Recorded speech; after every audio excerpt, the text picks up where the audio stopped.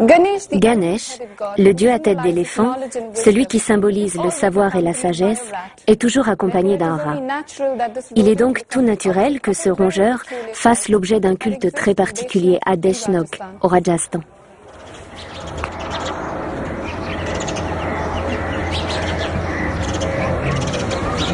Un jour tranquille se lève sur la ville de Deshnok, au nord de l'Inde.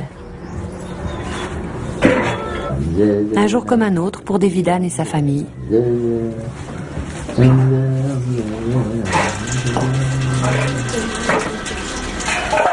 Un nouveau jour de querelles et de discussions entre Devidan et son père.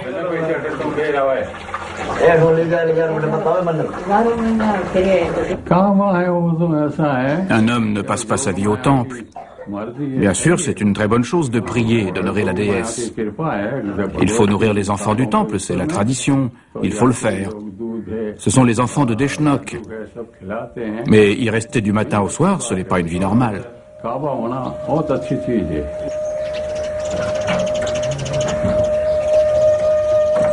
Devidan, comme toujours, fait la sourde oreille et quitte jusqu'au soir la maison familiale.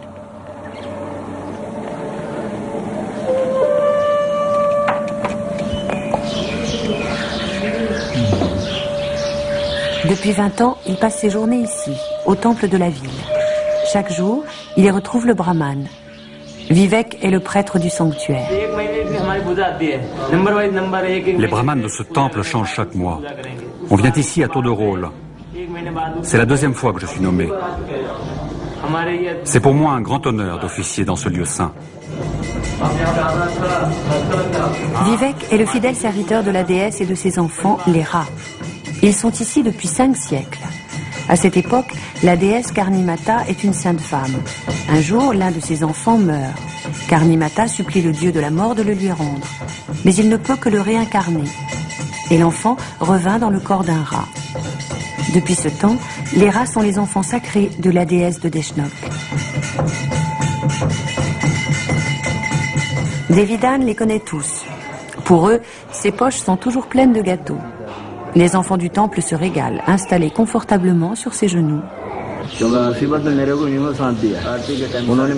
Je ne fais rien d'autre que de les servir. Toute ma vie, ils m'ont aidé. Quand j'ai un problème, c'est eux qui m'apportent la solution. Ils sont devenus ma vraie famille. Pour moi, ce sont des dieux. Ce ne sont pas des rats.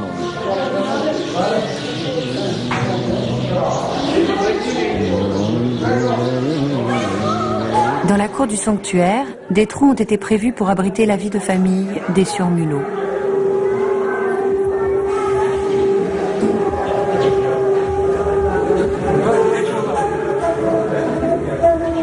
Les rats et la déesse reçoivent des centaines de visiteurs par jour.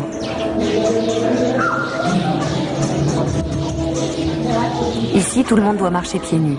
Parfois, on peut être surpris par un frôlement sur les orteils.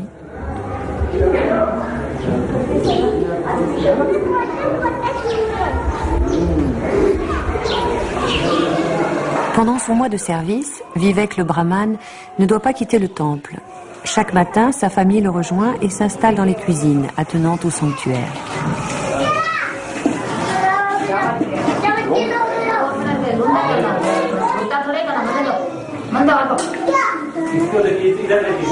Aucun endroit n'est interdit au petit dieu à 4 pattes. Il circule en toute liberté entre les gamelles.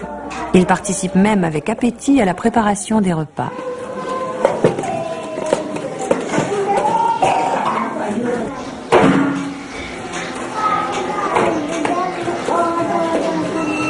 La communauté des surmulots de Deshnok compte 20 000 membres, ni plus ni moins.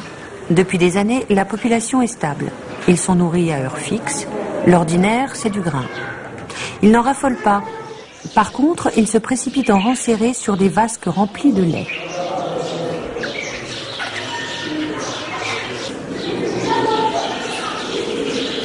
Certains n'hésitent pas d'ailleurs à y mettre les 4 pattes.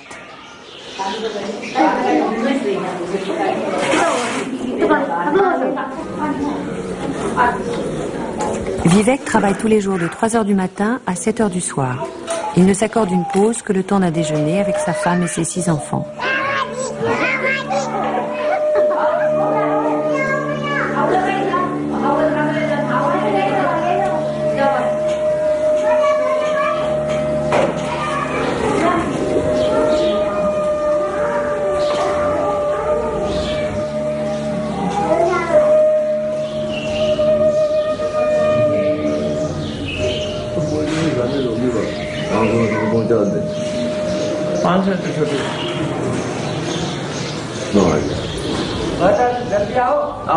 Le temple reçoit parfois des invités de marque. Aujourd'hui, Vivek et Devidan attendent la visite de la Maharani, la femme du dernier Maharaja de la région.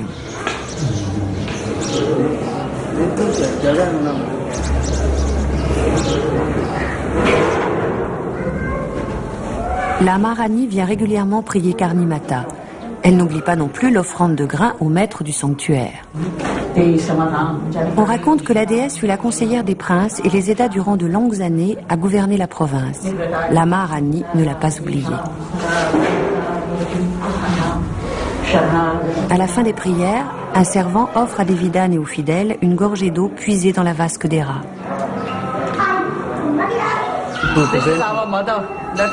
C'est notre mère, c'est tout ce que je peux dire.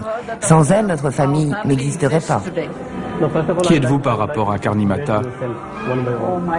Oh mon Dieu, je n'ai pas à me présenter. Il n'y a qu'elle qui compte ici.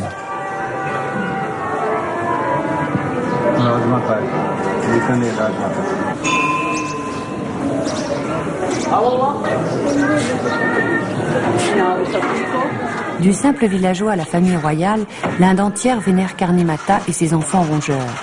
On vient à Deshnok pour un oui ou pour un non, pour un mariage, pour une récolte, pour guérir ou pour réussir, par simple curiosité aussi.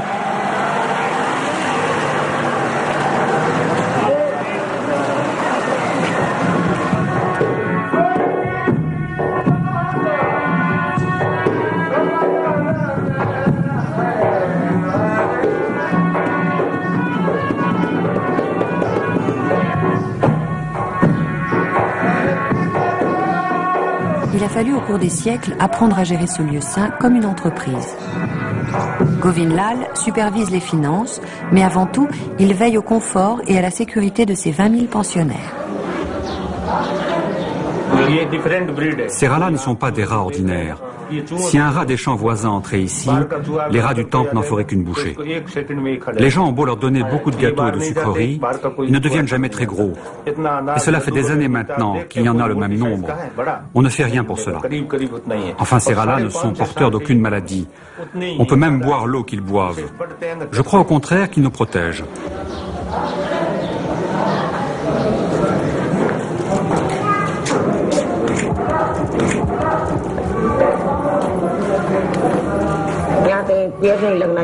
Ce sont des dieux pour nous. C'est un péché si on les touche, ou si on leur fait mal avec nos pieds.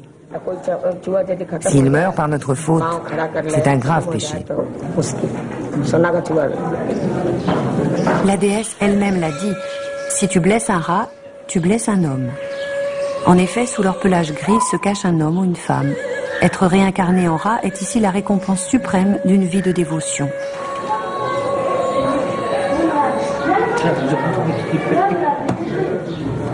Je viens ici chaque semaine pour voir la déesse. Est-ce que vous voudriez vous réincarner en rat? Je veux bien devenir un rat, ce ne serait pas un problème.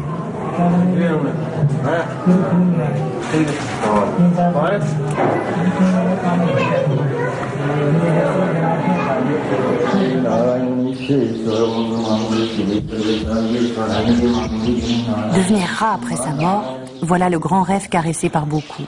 Mais, mystère de la réincarnation, que faut-il faire pour rejoindre la troupe sacrée des rongeurs de Deshnok? Que croyez-vous? Ce n'est pas facile de devenir un enfant de la déesse. Il faut des années de service. C'est pour cela que je consacre ma vie au rat. C'est comme pour un roi, il lui faut souvent faire ses preuves avant de monter sur le trône. Vous savez, les chances sont minces de devenir un rat. Si on fait de bonnes actions durant sa vie, on peut espérer devenir un rat. Moi, je souhaite rester toujours auprès de la déesse. Il faut servir et prier Karni Mata. Mais si tu mènes une vie dissolue, alors tu es exclu de son amour et tu restes dehors pour toujours.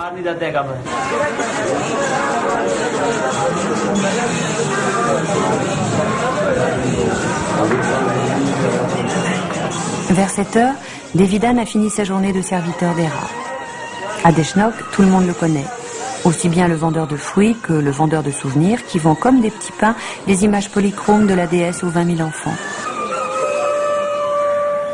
Et pourtant, Devidan se sent toujours seul.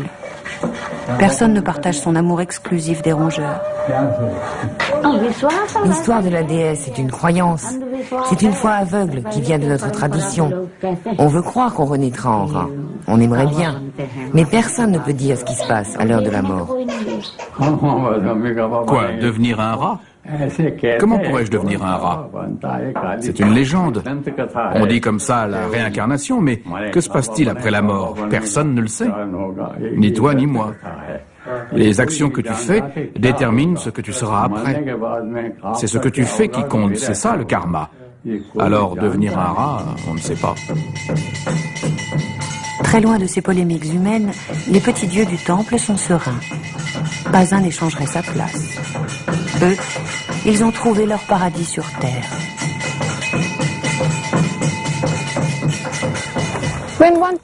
Quand on parle de serpents, la première réaction est un frisson devant la peur qu'ils nous inspirent.